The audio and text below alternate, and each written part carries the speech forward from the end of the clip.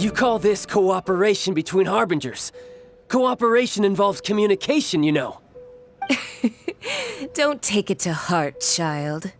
Besides, aren't you happy that you got to skip the formalities and bring chaos to the land? I'm sure you must have enjoyed that. Oh, it seems that some of your friends have arrived. Hey, it's Zhongli and Child. And you! You're also one of the Harbingers? It's you two. I believe we've met once before. In the city of Bards, was it? I'm glad you still remember my name. Ah, right. I imagine that it must have been rather hard to forget watching helplessly as something precious was snatched away from your friend. Well, if it isn't you two. This is our first time seeing each other since Liyue was nearly wiped off the map. This is certainly a bit awkward, wouldn't you say? Paimon knew that we should never have trusted a Fatui Harbinger. Oh, now don't say that. Sure, I may have misled you, but I never had anything against you personally. Besides, I thought we were getting along quite well together, didn't you? Except for that little tussle we had at the end. Nothing personal. We just have different views, that's all. Of course, you may very well hold this against me, but that's up to you. The real deceivers here are Signora and Zhongli. Curse them for leading me on. So actually, I think... Stop wasting time, child. There'll be plenty of time to chat once I'm through here. You remember the agreement, Morax. Now, if you would be so kind. The Gnosis, please. What in the world are you talking about? The contract is fulfilled. That which thou seeketh is now bestowed unto thee. For my promise is solid as stone.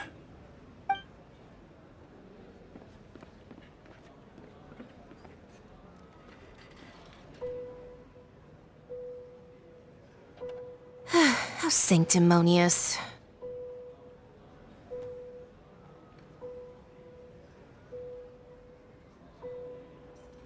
What? So you're the Lord of Chiao? No, wait! That's an exciting twist and all, but why give the Gnosis to the Fatui? I do not give it for free. I give it as agreed upon in the contract, for it is a matter solely between the Tsaritsa and I.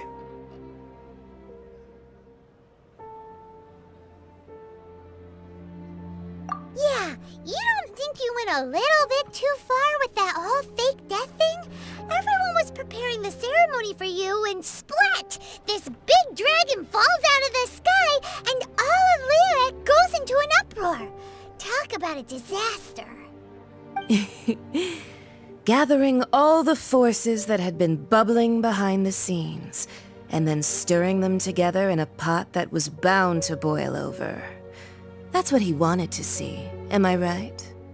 Wait, what? Perhaps it's best that I explain. As you know, I've dwelt upon this world for more than 6,000 years. It is now 3,700 years ago that I founded Liyue together with the Adepti. Even boulders that can withstand whirlpools will erode with the passing of time. I kept convincing myself that cracks had not begun to form, and that the end of my time had not yet come. Until one drizzly day, as I was strolling along the harbor, I heard a merchant tell one of his workers, "You finished your duties. Go ahead and call it a day." I stood motionless among the crowds, asking myself, have I already finished my duties? Oh, Zhongli. But as I began to consider relinquishing my divine role, I soon discovered that many reasons still remained to not hastily depart. Was Liyue, the city I had dwelt in for so long, already prepared to enter its next age? I decided that a test was needed in order to reveal the answer. So I feigned my own death and gathered the cast of Child, the Adepti, and the Liyue Qixing to play their roles together on the stage that was Liyue.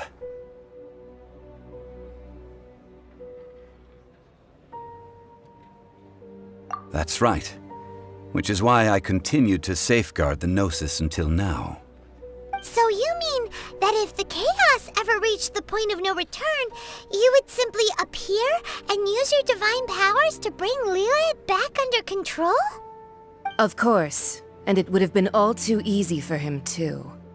Just as a child quickly matures after losing their parents, so has Liyue matured when faced with the death of its deity. In the end, the resolution to all that has transpired was even more satisfactory than I could have hoped for. Take the Adepti, for instance. Owing to their years of seclusion, they were the least informed. Yet when faced with a crisis, they commendably showed the greatest amount of restraint possible. Not only did they manage to cooperate with the Qixing, but in the end, they even made efforts to understand the hearts of the people. Credit is also due to Signora, the emissary dispatched by the Archon to fulfill our contract. At my request, she kept everything she knew in strict confidence. This despite the eavesdropping ears of her colleague, Child. This meant I could remain as Zhongli, even having the chance to fulfill the age-old traditions of Liyue in this mortal form. Thank you for joining me on this journey, traveler. All of these things turned out as I had planned. There is only one thing that I had not anticipated, and that was the conduct of the Liyue Qixing. I had expected them to do no more than the Adepti, to come to the defense of Liyue. But when all was said and done, they seized the opportunity to supplant Liyue as divine protectors, and used the subsequent power vacuum left by my death to quickly gain complete control of Liyue. Huh? That doesn't sound good at all. On the contrary, I think it is excellent. I had always feared that it was too soon for them to take over from me. And it was also that which I longed for the most. As such, this is the best parting gift anyone could have given this god of old.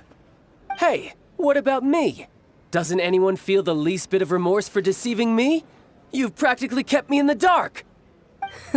I think that thanks would be more appropriate. You certainly played no small part in all of this, wreaking havoc and turning the city upside down. The Lord of Geo ought to thank you for your performance, if anything. If you hadn't created the pressure of a battle between mortals, Adepti, and a god, the lump of coal resting in the hands of the Geo Archon, Liyue, would never have been able to become a dazzling diamond of a city. Huh? Just whose side are you on, mocking me like that? Are you itching for a fight?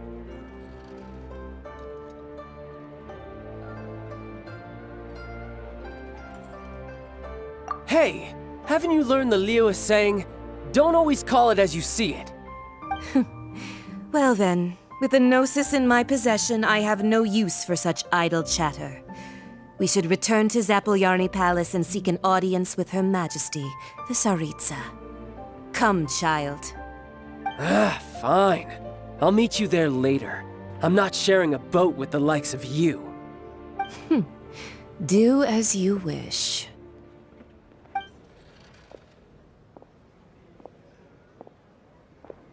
Now then, is there anything else you wish to ask me?